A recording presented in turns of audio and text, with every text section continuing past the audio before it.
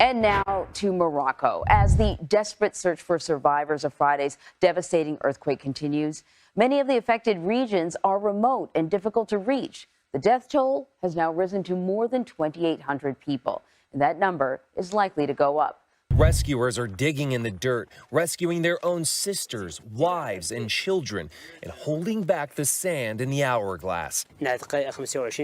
I heard my sister screaming, "Brother, brother, save us." I rescued her and her son and her husband, says Mohamed Uchin. We used our bare hands because we didn't have tools. But such scenes of joy, more common shortly after the quake, are growing increasingly rare. It's now day 4 since the quake. And only now are rescuers able to reach the most remote victims. The crucial golden period, the best window for finding survivors who might still be struggling to survive beneath the rubble, is now closed, and many victims could not be saved. Here in the high Atlas Mountains, the epicenter of the quake, these jagged cliffs, serpentine passages, and rustic dwellings are just as awe-inspiring as they are lethal. Many of these homes are made out of mud bricks, so they don't just collapse, they crumble, and they don't leave any air pockets for survivors who tend to just choke to death on the dust. And if there was anyone to save, locals tell us they had to save themselves. The government didn't come. We didn't see anyone after the earthquake. They only came to count the number of victims. Since then, no one is here with us, says Mohamed Aitlik. So Moroccans are helping each other, like here at the blood bank in Marrakesh, lining up for hours in the sun. But drop by drop, they too are rescue workers. Why are you donating blood?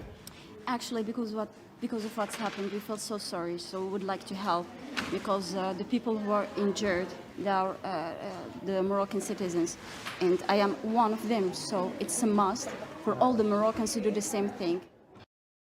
Now, the Moroccan government has been delivering aid. We've seen helicopters flying overhead, military vehicles delivering medicine, food, and water. But here's the thing.